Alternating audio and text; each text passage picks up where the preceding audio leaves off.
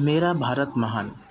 इसके त्योहारों में इतनी रंगत है कि शायद ही किसी और देश में हो। इसीलिए तो मेरे देश भारत का बोलबाला पूरे दुनिया में है और इसका इतिहास भी बहुत ही पुराना और शानदार है।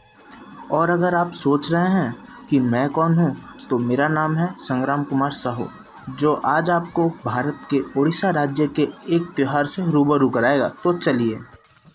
तो भारत का उड़ीसा राज्य सदैव ही अजय रहा है और इसका इतिहास भगवान प्रभु श्री जगन्नाथ और उनकी भक्ति से ही ताल्लुक़ रखता है।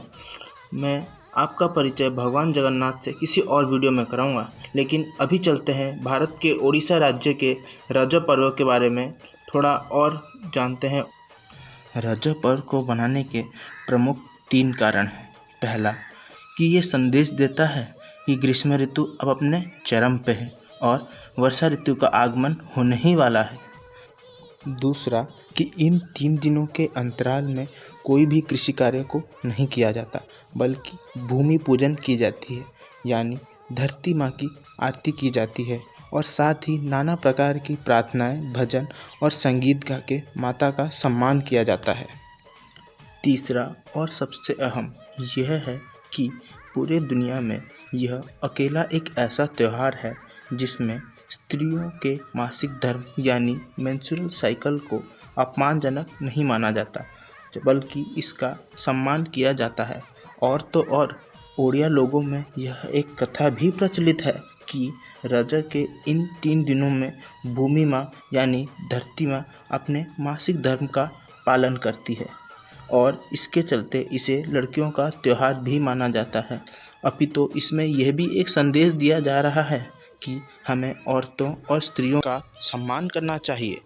इसी कारण से रज के 3 दिन के लिए सभी स्त्रियों को उनके दायित्व से मुक्त कर दिया जाता है और घर का सारा भार घर के पुरुषों पे आ जाता है और घर की सभी महिलाएं ऊपर से नीचे तक सज संवर कर पूरे गांव में घूम घूम कर झूलों का आनंद लेती हैं और तो और रज का मीठे पान का भी सेवन करती हैं। और अगर आप में से किसी ने उड़ीसा का रज का मीठा पान नहीं खाया तो माफ़ कीजिएगा जनाब, आपने अभी तक पान चखा ही नहीं है।